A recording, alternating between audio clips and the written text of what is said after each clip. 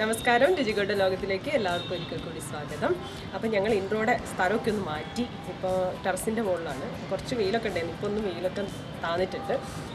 അപ്പോൾ എന്താ ഇന്ന് വന്നിരിക്കുന്നത്, ഞാനൊരു ബ്രേക്ക്ഫാസ്റ്റിൻ്റെ റെസിപ്പി ആയിട്ടാണ്. ബ്രേക്ക്ഫാസ്റ്റ് എന്ന് പറയുമ്പോൾ ഒരു അപ്പാണോ വെള്ളയപ്പാണോ എന്നൊക്കെ നിങ്ങൾക്ക് തീരുമാനിക്കാം. കാരണം എന്താ വെച്ചാൽ ഞാൻ ലാസ്റ്റ് ടൈം അരിപ്പൊടി വെച്ചിട്ട് ഒരു അപ്പം ചെയ്തിരുന്നു. അപ്പോൾ അതിൻ്റെ പോസ്റ്റിൽ ഞാൻ ടൈറ്റിൽ കൊടുത്തിരുന്നത് വെള്ളയപ്പം എന്നായിരുന്നു. അപ്പോൾ കുറേ പേര് ചോദിച്ചു, ചേച്ചി ഇത് വെള്ളയപ്പം അല്ലല്ലോ അപ്പാണല്ലോ എന്നൊക്കെ പറഞ്ഞു. അപ്പോൾ എന്താ സംഭവം എന്ന് വെച്ചാൽ ഞങ്ങളുടെ നാട്ടിലേക്ക്, അതായത് കോഴിക്കോട്, കണ്ണൂർ, മലപ്പുറം ഒക്കെ ഇതിന് വെള്ളയപ്പം തന്നെയാണ് പറയാറുള്ളത്. ആ വെള്ളയപ്പത്തിൻ്റെ ചട്ടിയിൽ വെച്ച് ചുറ്റിയെടുക്കുന്ന സാധനത്തിന് ഞങ്ങൾ വെള്ളയപ്പം തന്നെയാണ് പറയാറുള്ളത്. അപ്പം തെക്കോട്ടൊക്കെ ഇതിന് അപ്പം എന്ന് പറയാറുണ്ട്.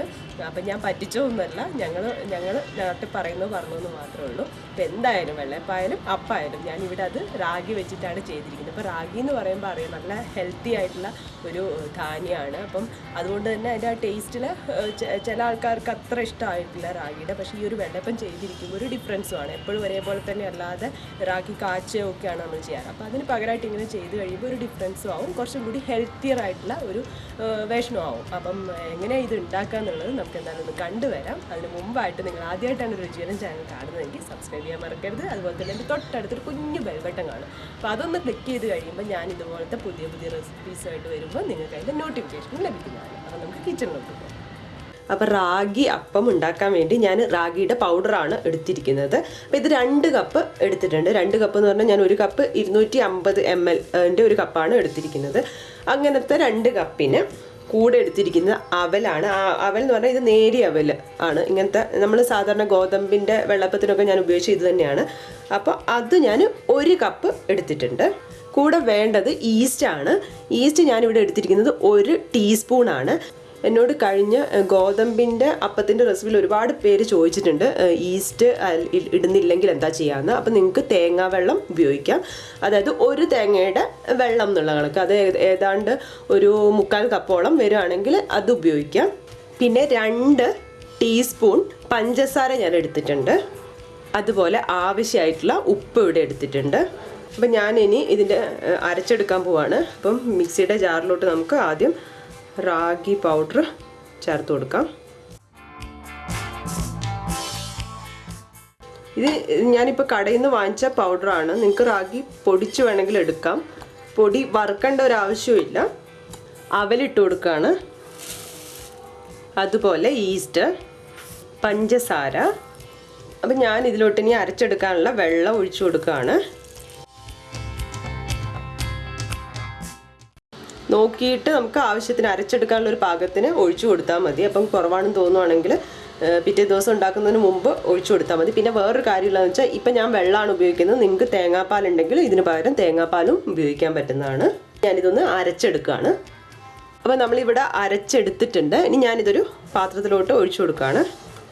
അപ്പോൾ ഞാനിപ്പോൾ ശരിക്കും പറഞ്ഞാൽ 2 കപ്പ് വെള്ളം ഉപയോഗിച്ചാണ് ഒഴിച്ചെടുത്തിരിക്കുന്നത്. അപ്പോൾ ഇതൊരു പാകം തോന്നുന്നു. ഇനിയിപ്പോൾ നാളെ നമുക്ക് ഇതൊന്ന് പൊങ്ങി വന്നിട്ട് ആവശ്യമാണെങ്കിൽ അപ്പം ചേർത്ത് കൊടുത്താൽ മതി.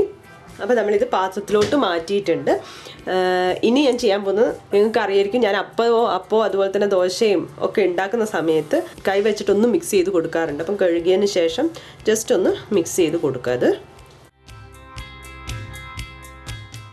ഇനി ഇതിൻ്റെ മുകളിലോട്ട് ഉപ്പ് ഇട്ട് കൊടുക്കാം. ജസ്റ്റ് ഇങ്ങനെ ഉപ്പിട്ട് വെച്ചിട്ട് ഞാൻ നാളെയാണ് ഇത് മിക്സ് ചെയ്യുള്ളൂ. ഇനി ഇത് ഞാൻ നന്നായിട്ട് അടച്ച് വെച്ചിട്ട് കുറച്ചൊരു ചൂടുള്ള സ്ഥലത്ത് വെക്കുകയാണ് ചെയ്യുന്നത്. ചൂടുള്ള സ്ഥലം എന്ന് പറഞ്ഞാൽ ഇപ്പം തണുപ്പായതുകൊണ്ടാണ്.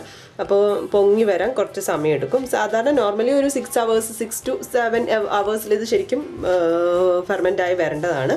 അപ്പോൾ ഞാനിത് അടച്ച് വെക്കുകയാണ്. എന്നിട്ട് ഫെർമെൻ്റായി വന്നതിന് ശേഷം നമുക്ക് അപ്പം ചുട്ടെടുക്കാം. അപ്പോൾ ഇന്നലെ രാത്രി ഞാൻ അരച്ചു വെച്ചതായിരുന്നു. അപ്പോൾ ഇപ്പോൾ തണുപ്പൊക്കെ കുറഞ്ഞുകൊണ്ടാന്ന് തോന്നുന്നു നന്നായിട്ട് പൊങ്ങി വന്നിട്ടുണ്ട്. അപ്പോൾ ഉപ്പ് മേലെ ഇട്ട് വെച്ചതായിരുന്നു. നമുക്ക് എന്തായാലും ഒന്ന് നന്നായിട്ട് മിക്സ് ചെയ്ത് കൊടുക്കാം. ഒരു തവി വെച്ചിട്ട് മിക്സ് ചെയ്യാണ്. അപ്പോൾ ഇത് നന്നായിട്ട് മിക്സ് ചെയ്ത് വെച്ചിട്ടുണ്ട്. ഇനി ഞാനൊരു 10 മിനിറ്റ് മാറ്റി വെച്ചിട്ട് നമ്മളെ അപ്പത്തിൻ്റെ ചട്ടിയെല്ലാം ചൂടാക്കി ചുട്ടെടുക്കാൻ പോവാണ്. അപ്പം ചുട്ടെടുക്കാൻ വേണ്ടി അപ്പച്ചട്ടി വെച്ചു, ഒന്ന് ചൂടാക്കി ഞാൻ കുറച്ച് എണ്ണയാക്കിയിട്ട് ഒന്നിങ്ങനെ സ്പ്രെഡ് ചെയ്ത് കൊടുക്കുകയാണ്.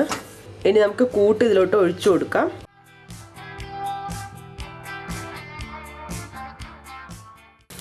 അടച്ചു വെച്ച് കൊടുക്കുകയാണ്. ഞാൻ തുറന്നു നോക്കുകയാണ്. ഇപ്പം ആയിട്ടുണ്ട്.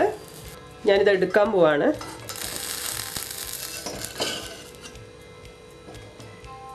അങ്ങനെ നമ്മുടെ റാഗി അപ്പം ഇവിടെ റെഡി ആയി കഴിഞ്ഞിട്ടുണ്ട്. നിങ്ങൾക്ക് കാണുമ്പോൾ തന്നെ അറിയാമല്ലോ, വക്ക് മുഴുവൻ നല്ല ക്രിസ്പിയും അതുപോലെ തന്നെ നടുവിൽ നല്ല സോഫ്റ്റും ആണ്. നമ്മുടെ സാധാരണ വെള്ളയപ്പത്തിൻ്റെ ഒരു ഇതാണ്. നല്ല ഹെൽത്തി ആയിട്ടുള്ള ഒരു സംഭവമാണ്. അതിൻ്റെ കളർ കണ്ടില്ലേ, ഒരു ഡിഫറൻസ് തന്നെയാണല്ലോ. അപ്പോൾ നിങ്ങൾ ഇതെന്തായാലും ട്രൈ ചെയ്ത് നോക്കണം. എന്നിട്ട് എങ്ങനെയുണ്ടെന്ന് എന്നെ കമൻസ് ആയിട്ട് അറിയിക്കണം. അതുപോലെ തന്നെ നിങ്ങൾക്ക് ചാനൽ ഇഷ്ടപ്പെട്ടിട്ടുണ്ടെങ്കിൽ സബ്സ്ക്രൈബ് ചെയ്യുക കൂടി ചെയ്യണം. അടുത്ത റെസിപ്പിയുമായി കാണുന്നത് വരെ ബൈ.